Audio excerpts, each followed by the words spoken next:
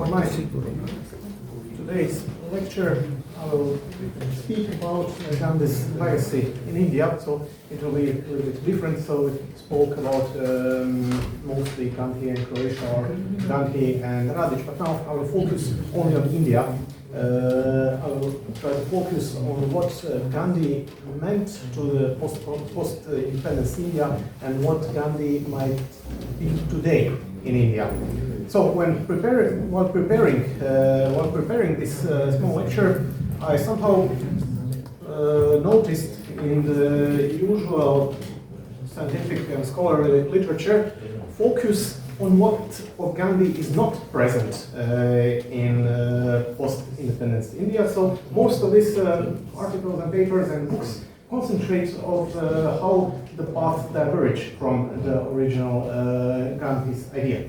So I also tried one small experiment with ChatGPT, which usually picks up information from web. So I asked the ChatGPT, what does he mean about the Gandhi in modern India, and also the focuses on the things from Gandhi which do not exist in India anymore, or how did the Indian politics, post-independent politics, how did they part from Gandhi's legacy.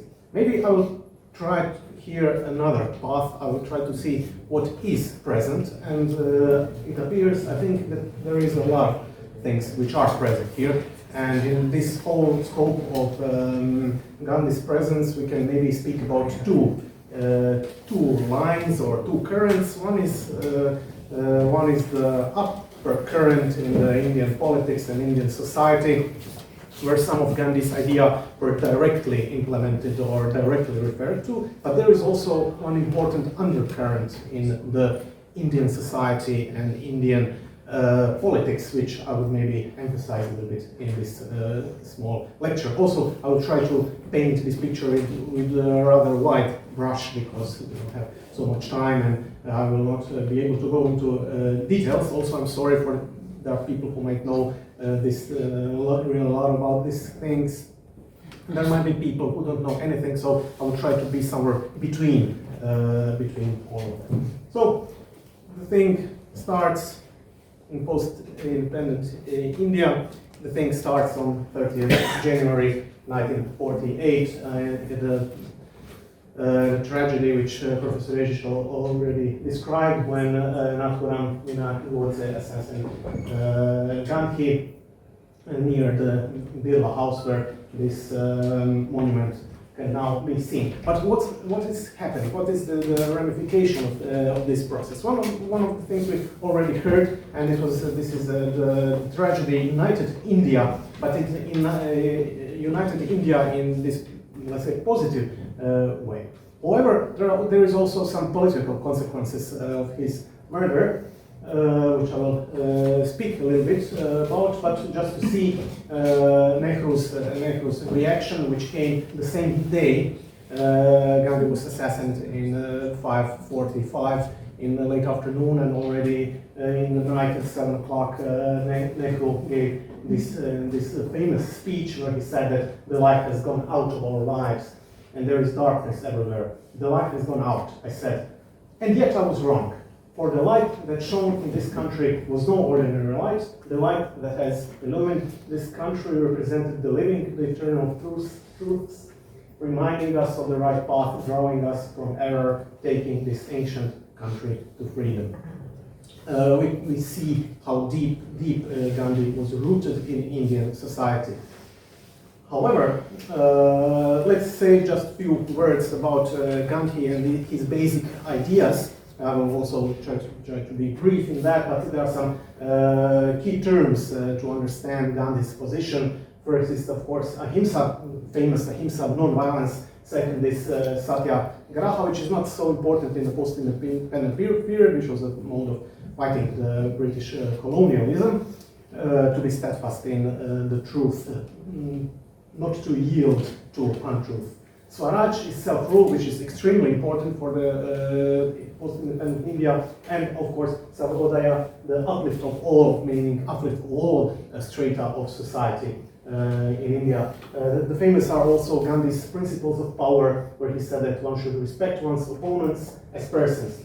One should refuse to cooperate with an unjust power and create an alternative system of power through non-violent direct action. Also, the Swaraj, self-rule, is important, very important, and in Gandhi's description of Swaraj, you can see how deep and how holistic his idea was. It was not just the direction, it was not just one direction movement. It's a movement which Gandhi's thought tries to encompass all possible elements of society. So he has this idea of self-rule on 3 levels, we can even say 4 levels.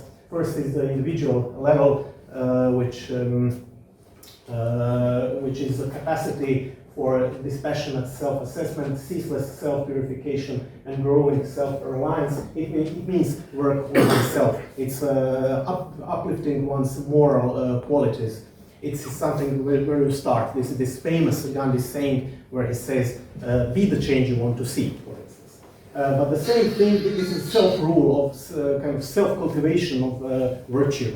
The second is the political level. This is self-government. So if the self-assessment is on individual level, on political level, it's a self-government, a kind of continuous effort to be independent of government control.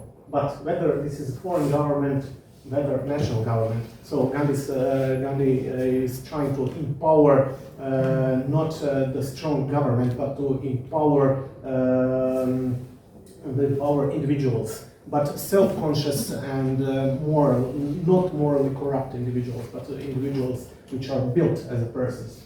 And on the economical level, this is the self-sustenance, means full of economic freedom for the toiling millions of that era peasants in India. So this self-rule, self-government is self-rule of different levels, but it starts with the cultivation of one's own virtue. So just to show you how holistic his idea was. And most of the ChatGPT answers will be that most of the later politicians did not implement this holistic idea, but just some bits and pieces. It might be, it's not, it's partly correct historically, but I think still there is one undercurrent of this very deep-rooted and strong idea, which I think governs the India through all this period. Just on a political level, the 2 most important persons around Gandhi, his his closest associates and his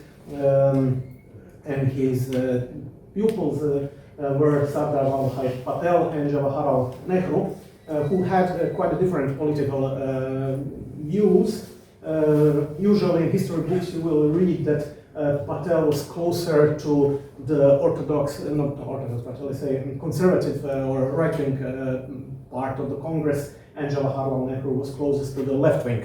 The problem was that during Gandhi's assassination, Patel was the Minister of Internal Affairs, and he was held responsible for Gandhi's security. So Patel's position after assassination was weakened, and Nehru's position was much stronger. Also, the Nehru's position in the Congress party prevailed. So with the Nehru prevailed the ideas of different economical ideas than Gandhi had. Gandhi had an idea of empowering small communities and self-relied and self-sustained small village community.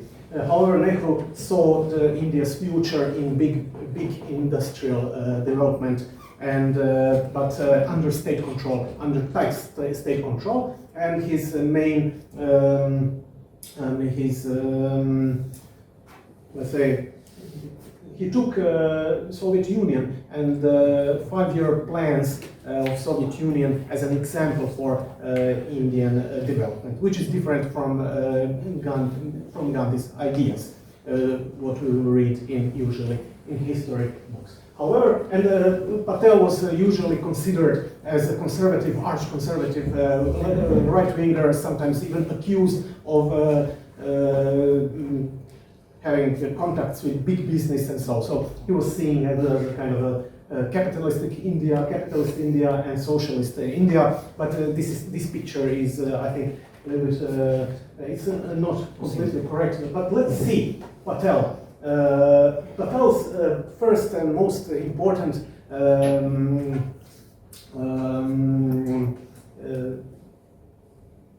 duty in India was one incredibly important duty, and this is the integration of 565 princely states. So India, when it gained independence, half of the country was under princely states, under maharajas and semi-independent or quasi-independent kings. So actually, India gained independence. 46% of the territory of India gained independence, and 50% of India was under these princely ruled states.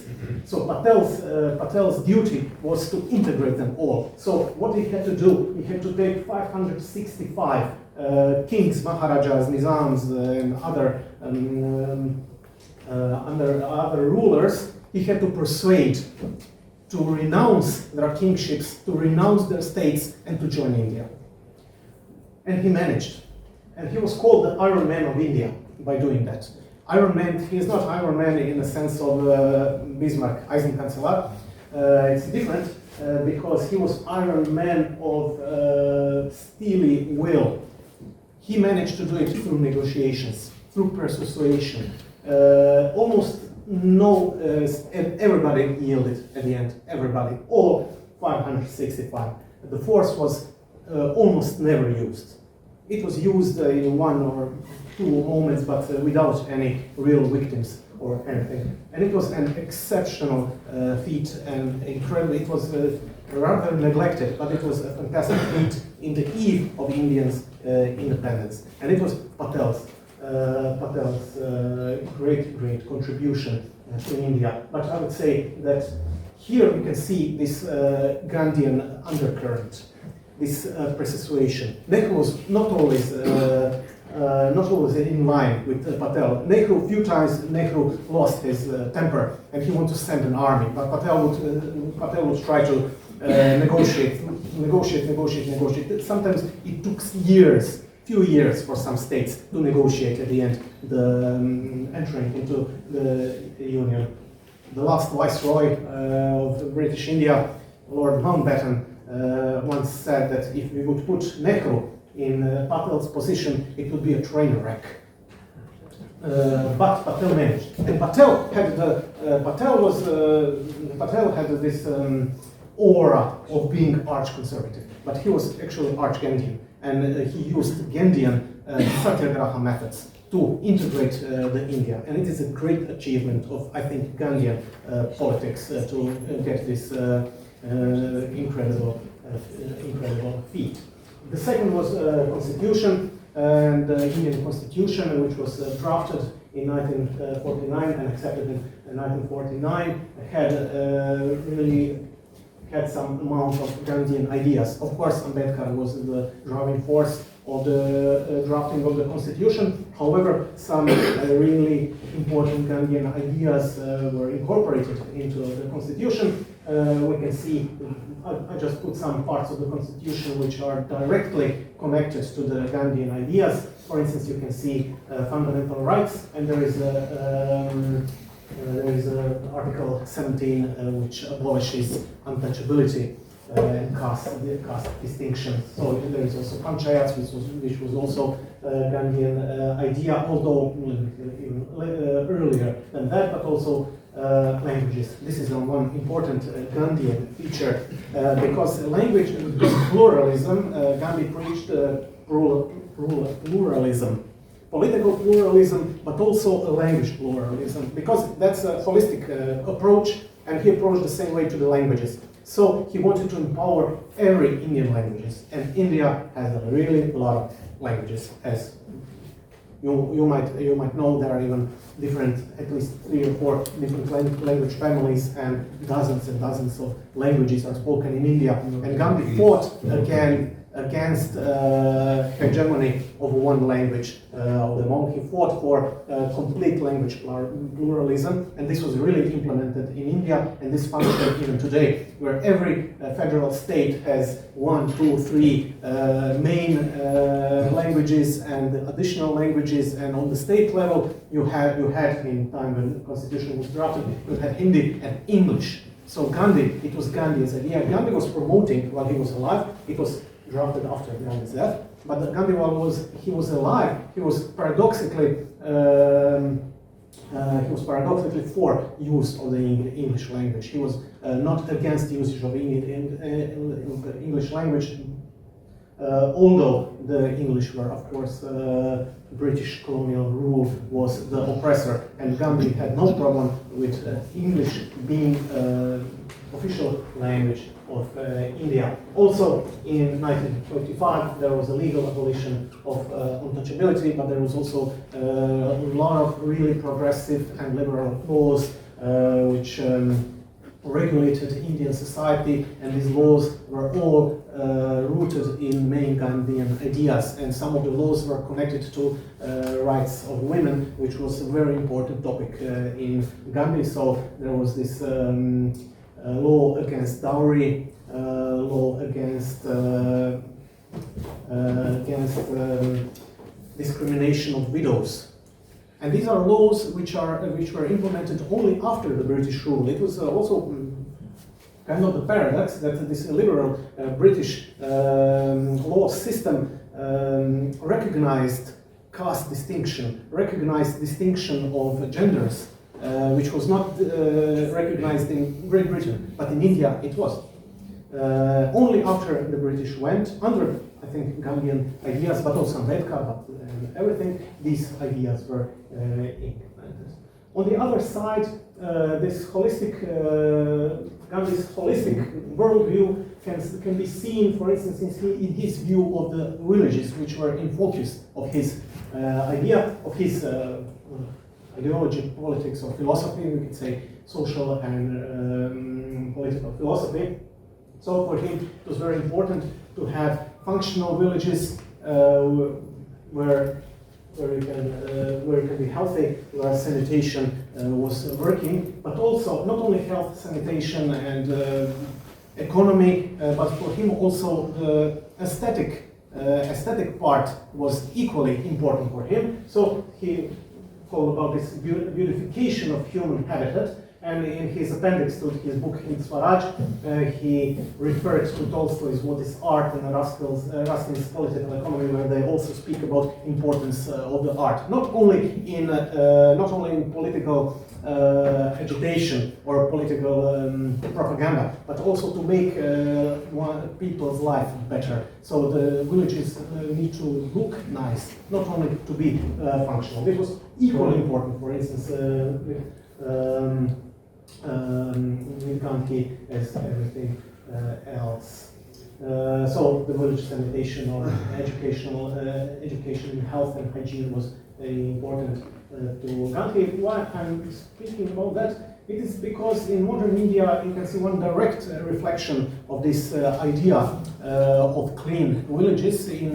It was also in previous government started this first formal sanitation program was launched during Nehru's era, and then later. But the biggest program or biggest project was the Swachh Bharat mission, which was inaugurated in 2014 and which was very successful. And you can see in the logo of the Swachh Bharat mission, you can see what this.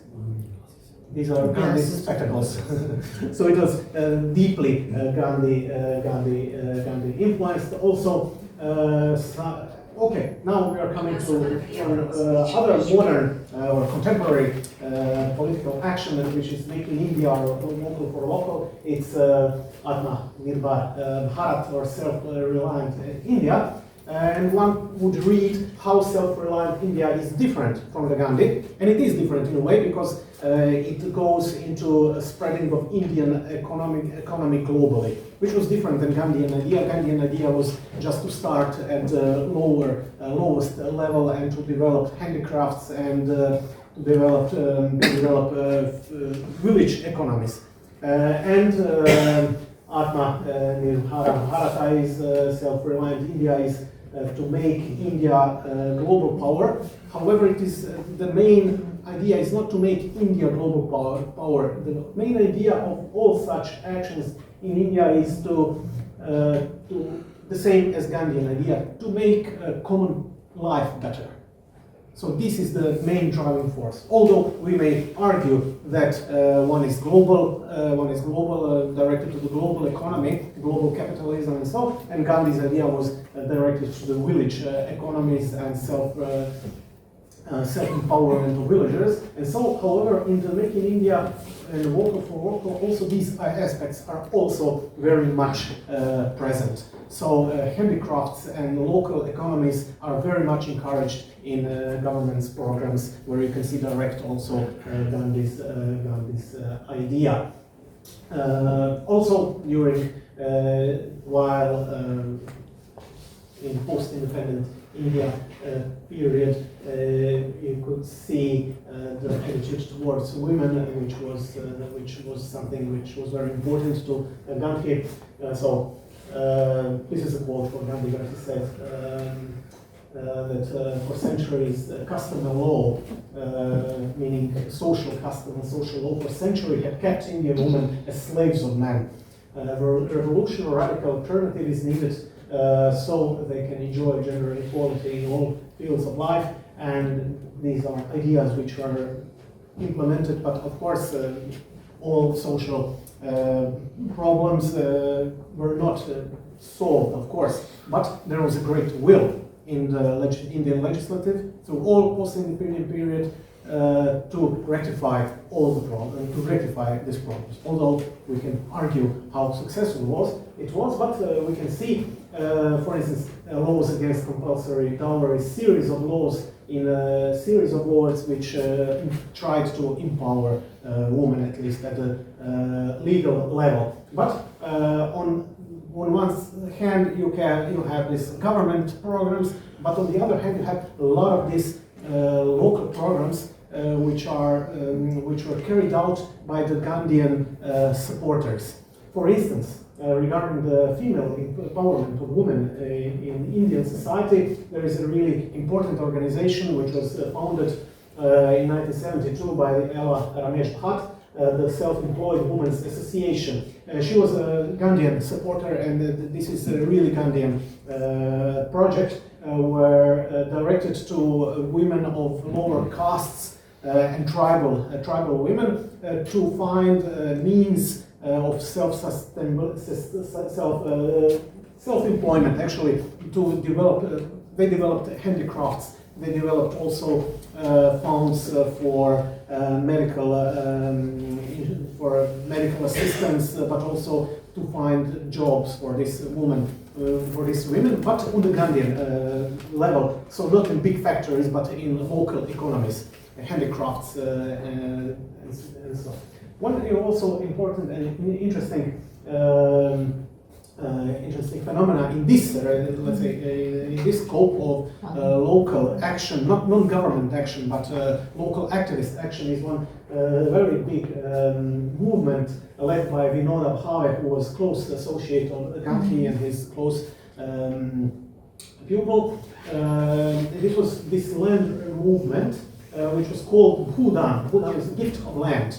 It was a non-violent gift of land in a sense that under, I think, Gandhian principle, Indian government did not impose taking property from the land owners. So when India gained its independence, land lords remained on their land. So land was not confiscated from them. However, there was such a big, for instance, such a big movement like Bhudan, where Vinoda Bhave was traveling through villages of northern India, persuading big landlords to renounce a part of the land. Not all of the land, I think it was 1/10 of the land, and he was very successful. And he was using only non-violent methods, only methods of asking, nothing else. He was just asking. You can see he was banging the drum, or walking around and negotiating with landlords to give him 1/10 of the land, and then he would distribute to the landless peasants, to most peasants who wanted to cultivate the land. And there was some restriction. For instance, if you would not cultivate it, if you would not do anything on the land, then he would put another tenant on the land and so on. But it was quite successful. However, it died out in the later period. But nevertheless, this was one direct offshoot of Gandhian method, which was non-violent. No landlord was harmed in that, and no one was killed or stabbed and so on. And this was actually, we know that Hale's movement of Hudan was the reaction to the violent actions against landlords in some parts of India, where peasants were killing their landlords in the time when immediately after independence, while the state couldn't grasp all everything. So there was a lot of these gangs of landless peasants who were sometimes revolting against some landlords, and there was some violence and so on. And Hale's Gandhian mission was to stop this violent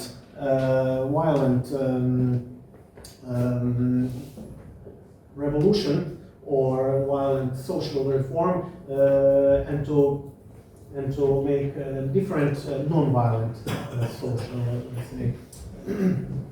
social change. These are just a few typical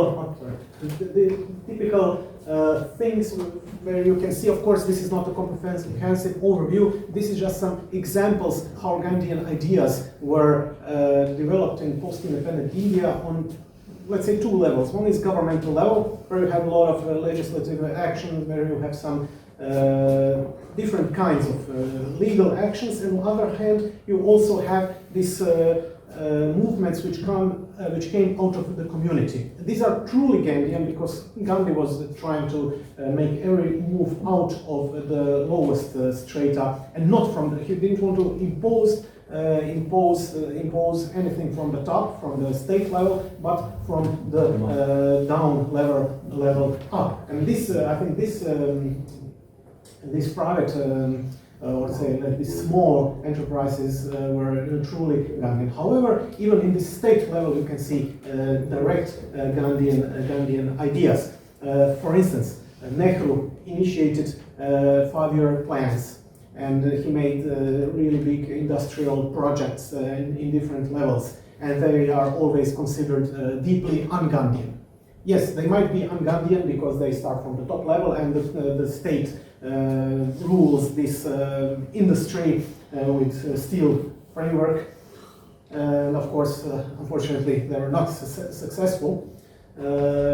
At the end, they started to become successful only in the 90s when the economy was liberalized, but because Nehru strongly believed that only state could control the industry, which fell apart in the 70s and 80s.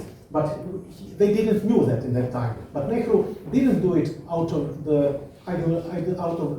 some kind of other ideology. He just thought that this will be best for the Indian peasants and workers.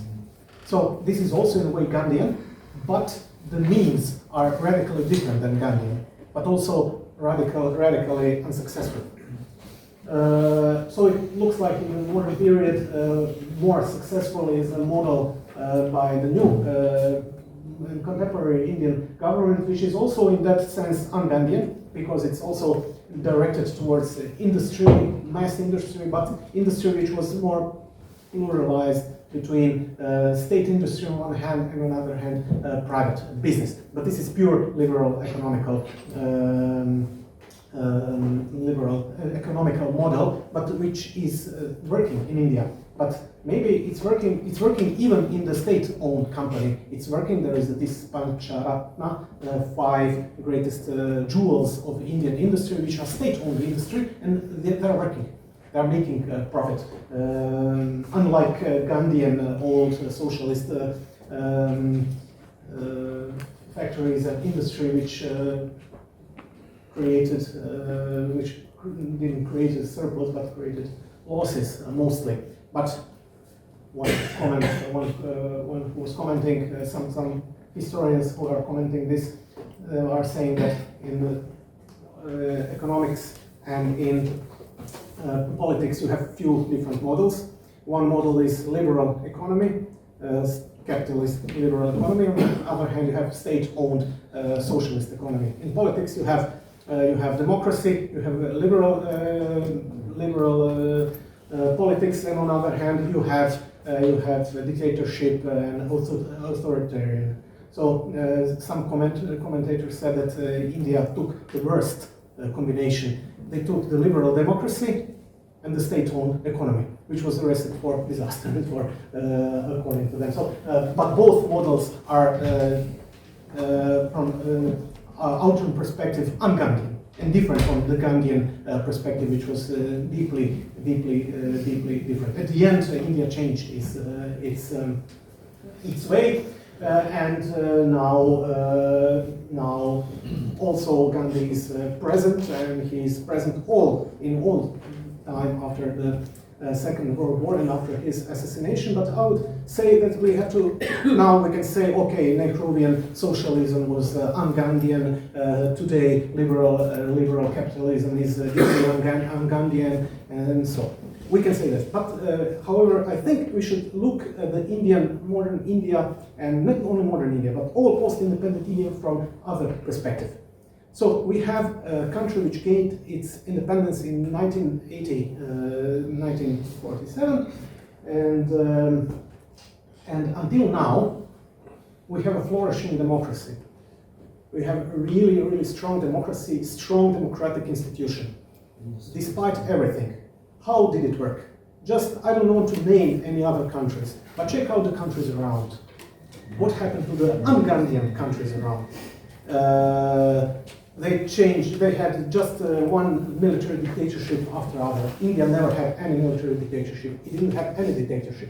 Okay, one would say, okay, there was Indira Gandhi, there was state of emergency in 1975, or 76, I don't know. 75, 76, and so this was a state of emergency. This was super un-Gandhian, and this was one of the greatest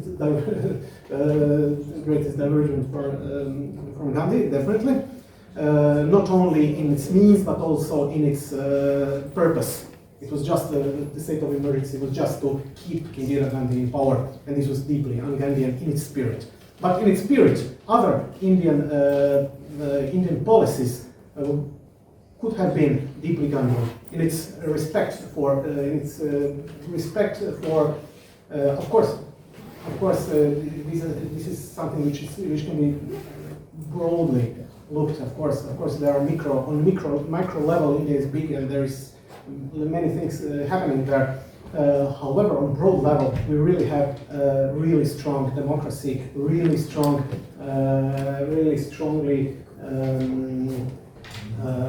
nurtured human rights.